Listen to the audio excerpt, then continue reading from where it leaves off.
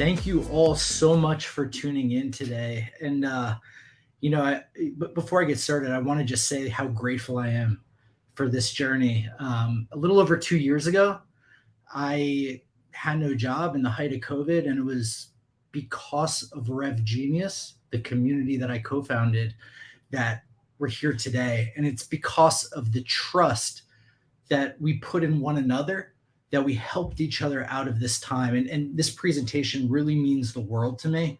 And who would have thought, from being unemployed to 2 years, I'd be speaking in front of the largest group of community leaders, the coolest, representing some of the coolest communities and most interesting technologies in the world. So I'm just blessed and grateful. So presentation today, building trust in communities. And you saw me come out to It's a Vibe by 2 Chainz. We started as a vibe. Now we're here. I really hope you all enjoy this presentation. So a bit about me so that you really understand and you can start building trust in what you're about to hear.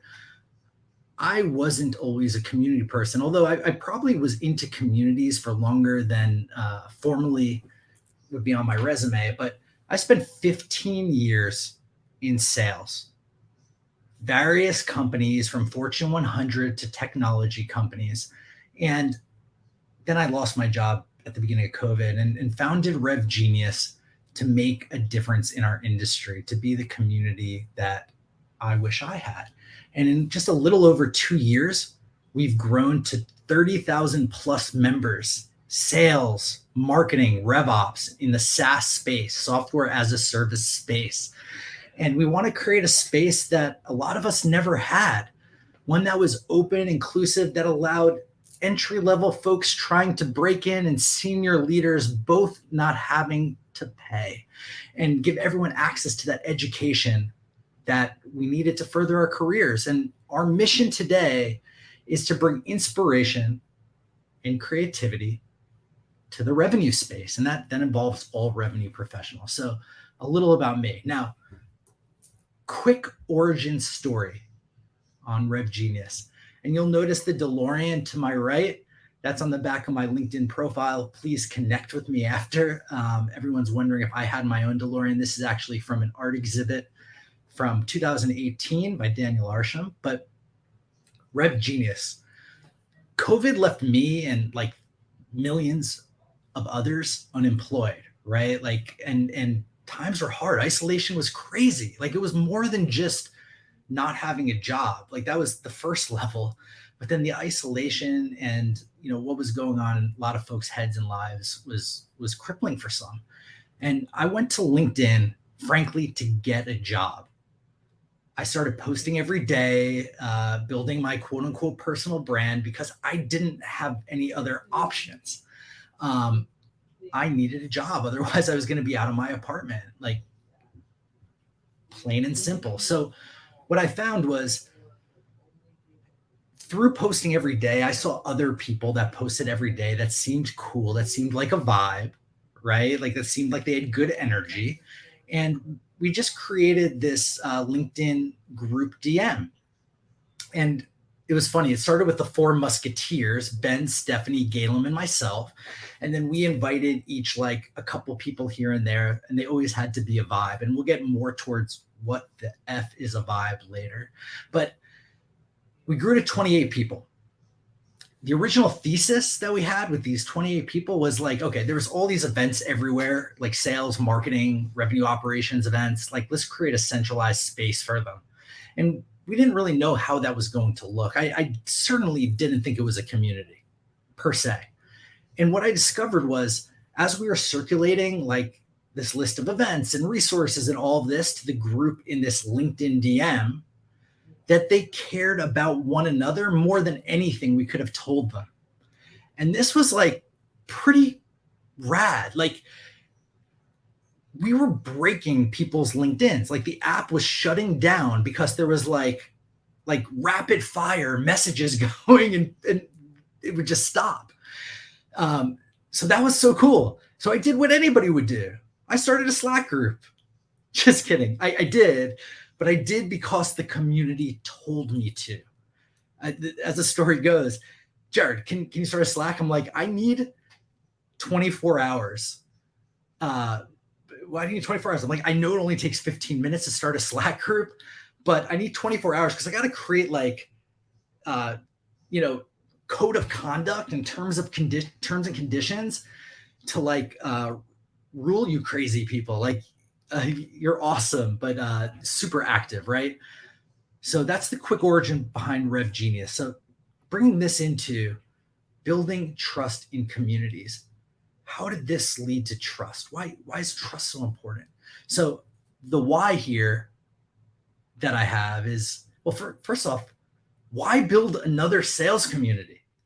You all here, like so many of you have these really dope technologies that you're building communities around. Some have SaaS companies that have raised loads of money that you're building communities for. I had a topic called sales, which is broad as hell. Sure, marketing and revenue operations makes it even bigger. Why did we need another sales community? Because there were sales communities when we started. I want to make that clear. And there still are. There's lots. 2, trust. Without trust, there is no community. And frankly, without trust, there is no interpersonal relationships. Trust is everything. Trust is people connecting. And that's massive. Without trust, you have no community. And then 3, vibes. Vibes, that X factor. I keep saying like, bring a vibe. I'm going to try really hard to make this subjective topic objective for you. I promise. I promise. But you'll see what I mean by vibes, that X factor, connecting with one another and all of that. So here goes nothing. Why was another sales community needed? Look at these images to the right. And like funnel, right? Like if you Google sales community, these come up like today, right? People are trying. So why was another community needed? I realized people were trying to build community thinking business model first. Oh my gosh. You see some horror stories with that today in the news. I don't want to go, tangential with that, but like, okay, cool. Understood. That's there. Business model first. And others. And for business model first, this is sometimes others are building community like with SaaS product business model first, right? Or to cater to executives, respect, or to get SEO, presumably for a business model or something, sure, or to stroke egos. That's, unfortunately, that's the case. So got it. So why was another sales community needed? What about the people in the trenches? The people carrying the bag, so to speak. The picture to the right was 2 months of my time when I first went into technology. I've been there. I've done it. I felt the pain. I wasn't getting paid on time after taking a 40% pay cut to come into this wonderful technology space. Right. And I had to live on the floor in an office building for a couple of months. The irony is with an old client when I was getting paid on time and all of that, but I decided to go into this more difficult to survive space. And to be clear, not everybody has had this journey, but I've definitely had this journey. And what you see here, notice the chairs on the outside, that's a story for another time. And that's something. And what you don't see here is the mattress deflating at 5 a.m. every day. That was definitely a rough one. But I've experienced this. And our original mission when we launched was to educate, empower, and inspire all revenue professionals. So trust. People trust people that have been in their shoes. They saw that I have, fought for it. I've been a FedEx AE. I have, climbed the ladder at a corporate company to the point where I made President's Club. I had a trip down the Amalfi Coast. I feel that. I had taken months on end from going from the number 1 rep in a Fortune 100 company to try to push into the software space, only to take a 40% pay cut. I feel that. I have taken that 40% pay cut only to have no product market fit and a product that didn't work. So I couldn't get paid commission even if I sold something. And I did. I feel that.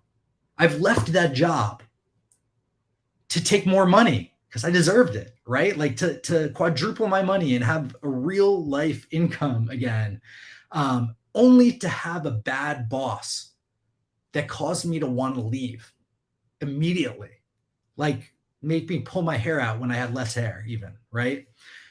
I feel that. And I left. I've been laid off from companies for reasons outside of my control. I feel that. And I had no job at the beginning of COVID, like so many. I feel that. Missed paychecks, no insurance, bank account at zero. Now, I've had a bank account higher as well, but I've had all of these experiences out there, and people trust people that have been in their shoes. So back to the original question. Great. I feel it. I've been in their shoes. There are other communities. Why build another one? And you see the picture to the right is showing the sales turnover 3x higher than normal spaces, and marketing and RevOps. We're seeing so many layoffs now in the technology space.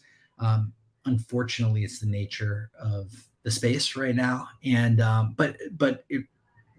people need people, right?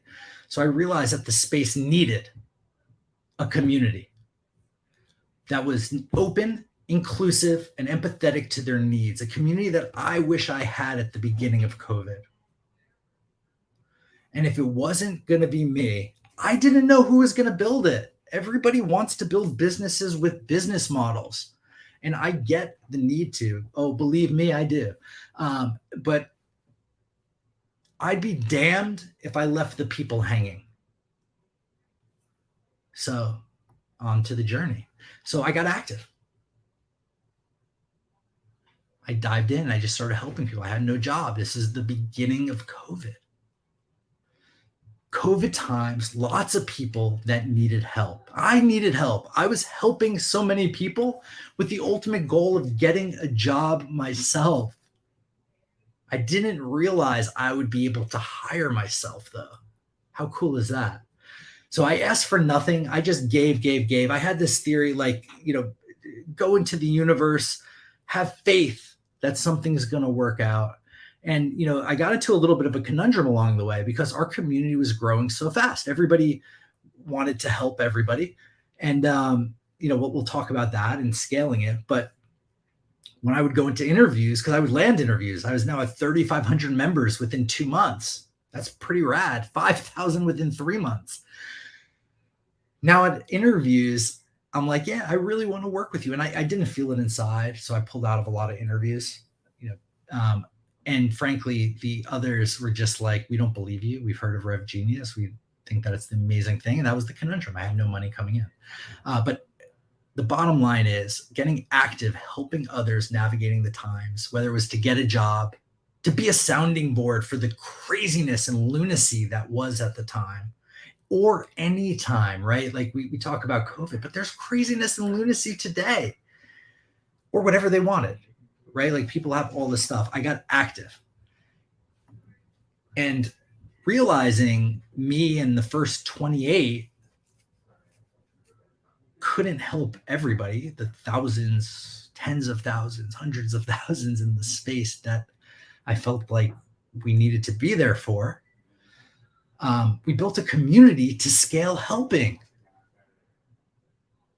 Whatever community you're in today, you've created, you're building, you're growing, build it to help, to scale helping. That's the biggest thing. And that's massive. That is massive. And then you could pick all your metrics based on that, your North Star metric based on what your community member finds the most important or beneficial, but scale to that. So I realized others just like me, as we were helping one another, they wanted to give too. It's great vibe. We created that word again, vibe, right? Great energy. And they helped others. So we built RevGenius collectively, understanding the needs of the people. Now, you want to talk trust. People helping others selflessly it's wonderful. And wanting to put RevGenius on their resume, on their LinkedIn, on their public resume of over 3,000 of our 30,000 members have this, over 10%. Shows the trust they have in our community, that even if it's not the people, the name alone will help them in their journey. And their goals quickly became our goals, right? So like we're helping others and we're aligning. And people trusted us deeply. With their goals as ours, we hit them. We didn't hit all of them, but we hit a lot of them. They told others what we accomplished together. They became advocates of the community. And as I said, they put it on their LinkedIns for crap. Like, oh my gosh. I'm taken back. Like I had somebody reach out to me, and you want to talk trust based on how we started and gave value to everybody and where we went. Came to me and said, Jared, you helped me get a job. I said, nice to meet you. I had never met this person, a gentleman from India. And I said, tell me, congratulations. That sounds awesome. What did I do to help you get a job? He said, well, my firm was fired that I worked for, and I was jobless as a result. And the company that fired us hired me directly because my profile said RevGenius on it. That really got me. So this compounded with folks going to social and all of that. And people trusted us deeply. Now, some people, community people that are tactical, will look at this and say, everyone should put my community on their LinkedIn profiles. And sure, there's a tactical advantage to that. And I'm saying to you, build enough trust in your people to have them ask to do that for you, for us. Okay, trust is the leading action. But, as you heard as I came in, did they also vibe with us? And you heard 2 Chainz so eloquently doing this. Ric Flair and Migos is in the bottom right for those keeping score. But we were founded, I said there were no communities, or at least I thought there weren't. We've grown so fast, maybe there weren't, that were open, inclusive.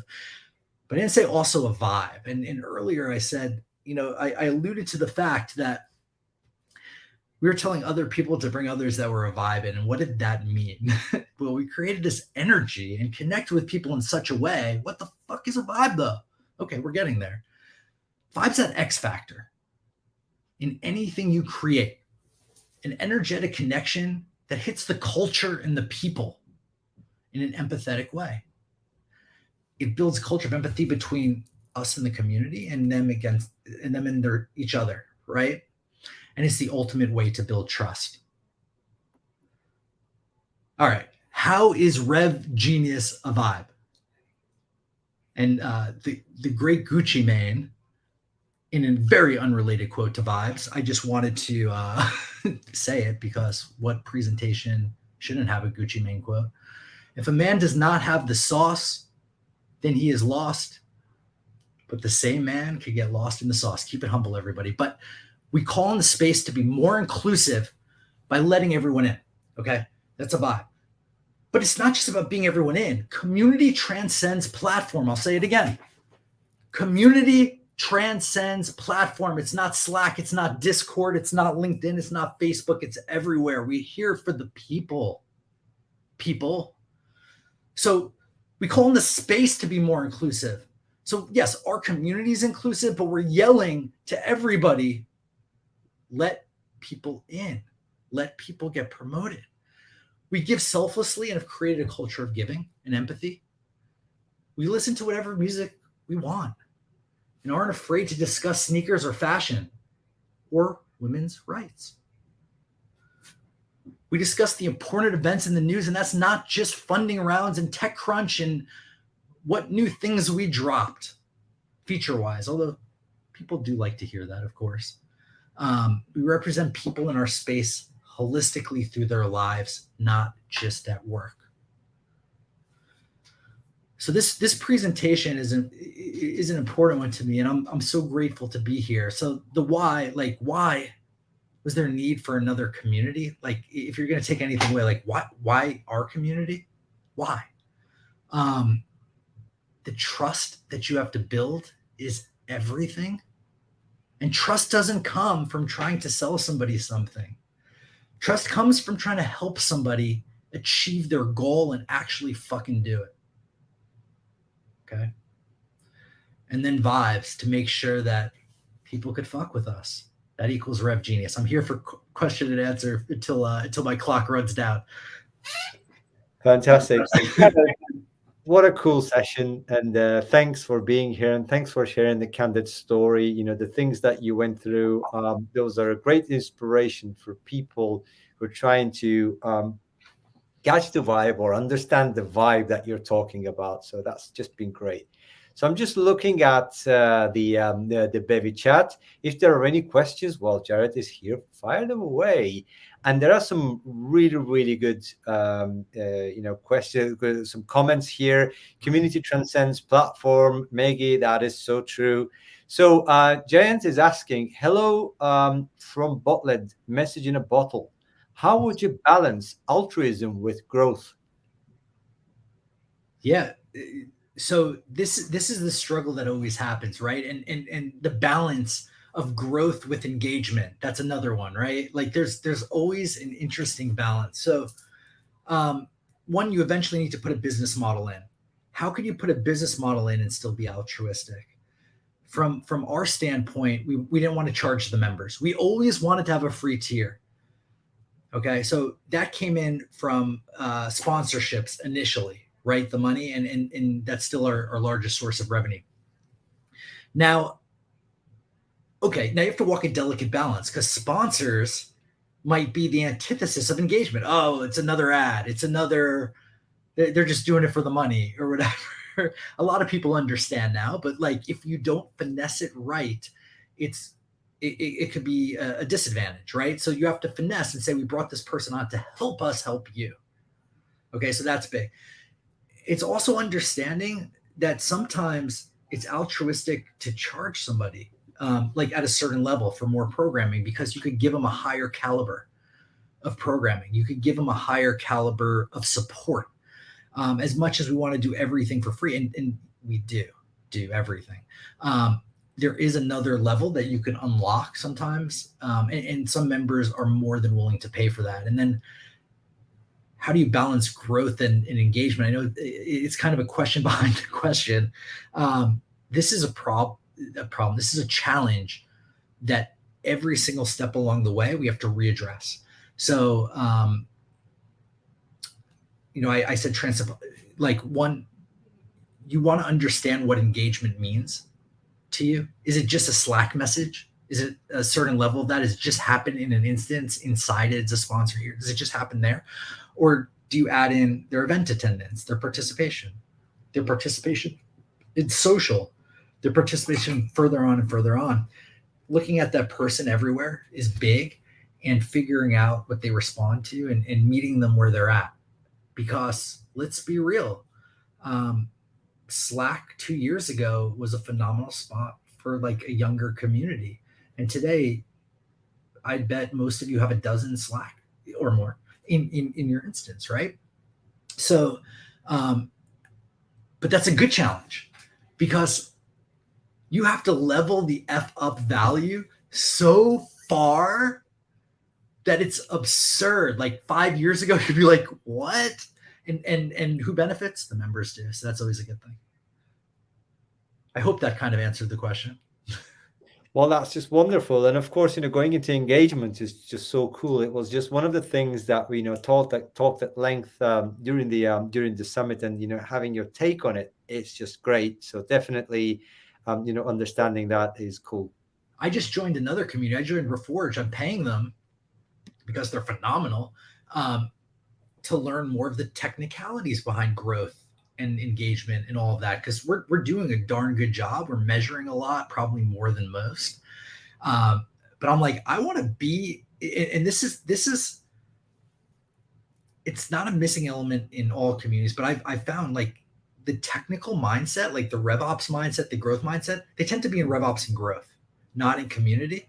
Community folks are like homies, like their vibes. They're really good at throwing events. They're really good at like, you know, riling up a crowd, all of that, and much more. But I want to get smarter. Like I want to be this growth person myself, and think through community, like Facebook early days thought through social media, and like and how they had three buckets. One, how do you acquire people? Two, how do you bring them to their first aha moment? That really resonated with me. And three, how do you keep hitting them again and again and again with that aha moment? It's really hard when you're on a third party platform, like so many communities are. And then you have the catch 22 that if you build it yourself, people won't come. I get it. So we're constantly figuring that out, and that's interesting. That's true, and that's fantastic. So some really good comments here. And I'd love to read a couple of them to you. Of course, a lot of comments about how cool the session is, which I also agree, and I also support. So Tanya's asking, sometimes I feel like that balance between sponsors or ads and given to the community without it depends on the transparency and trust that the community and the company has all together. Community has to trust that company gives as much as they can, but still needs sponsors, etc., so they can grow to give back even more. What do you think of that? It's so true. Like, oh man, we don't even add channel anymore when sponsors come on. That's a good way you could probably tell what system I'm in, Slack, just by my comments. But like, you just need to be transparent. Like we started 2 new announcement channels, and like yesterday in there, let me just pop up like the message Anna put in. This was great. You have to be transparent and a good energy. So let me look at the exact message. So general, events. This is where we're going to post RevGenius events. Know how we didn't at channel. You're welcome. And then the other one, like we had like you have to subtly do it. Like sometimes you have to come out and say it. Other times you subtly do it. Like if you know, and there was no at channel, and people are liking it. People are commenting. People are clapping. You know what the funniest thing was? When we opened this new channel and we put everybody in, the first comment was a bell with an X through it. Within a couple hours, it had like 30 or 40 responses, or like 30 or 40 like emojis on that. And I just screenshotted the whole team and I said, see, this is the best feedback we've gotten. So like, to your point, be transparent, be conscious, and listen. And sometimes it's not throw surveys out. We all love surveys, but it's like what a vibe is. It's like listening. It's understanding what's not being said. That's big. It is, and that's just so on point. And of course, people are just sending some really, really good vibes, and of course, comments. And Stanley, thank you. Participants should be educated and empathetic about this delicate balance. And Selva is saying, thanks, Jared. Your journey is so inspiring. I can so much relate to it, and that is how I built my nonprofit community. Started with zero and never knew that we will scale and also exist for more than 18 years. The only difference is we built communities offline and not on the internet. Just in the interest of time, there's a couple of questions that just popped up. Can I say one quick thing with the sponsors? It's also about qualifying and bringing sponsors on for the right reasons, right? So when somebody's like, what's my CPA going to be? What's my, and using like really deep marketing metrics, I'm like, I know that this is important to you, but we're a community. If you want those metrics, you should buy Facebook and LinkedIn advertising. When you're ready to treat us like a community, we would love to work with you. So like, it's managing sponsors before bringing them on as well. And then holding them accountable, like hitting their hand like a rabid kid. You get the idea. Sorry, go on. Yeah, cool. Just a quick question from Daria. Sorry, I missed it. Is the RevGenius community on Slack? Yes, revgenius.com. There's a sign up. I'll take you right into Slack. Fantastic. And a question from Thomas. I think we've got just time for that. Love the session, Jared. I'll be curious, how do you deliver the culture slash vibe in a way that members actually take it to hearts? Yeah. When you're around a lot of people and like in other, so I came from like the fashion world. I came from like all these other spaces. And so I have a unique skill of meeting different people and seeing commonalities between all of them, seeing like what's forward. Like my partner is the creative director of Cosmo. She may or may not be watching right now. Thank you, Mallory, if you are. She's part of this speech. She helped me go over today. Shout out Anna as well. But like having all these reference points, like I know what's like going on. I know it's cool, whatever. And like I know when you're not being that, like it's having your own sense of values, telling your whole team that, scaling that, and putting it out there, like what won't be put up with. Like I literally pull people aside, like, yo, just be a homie. Huh? Don't promote. Just be a homie. Otherwise, you can't be here if that's an issue.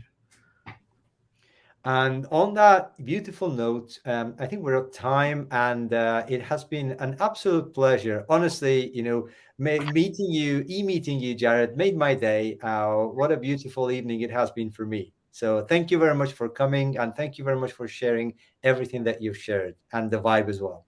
I'm so grateful. Thank you for having me, and thank you everybody for watching.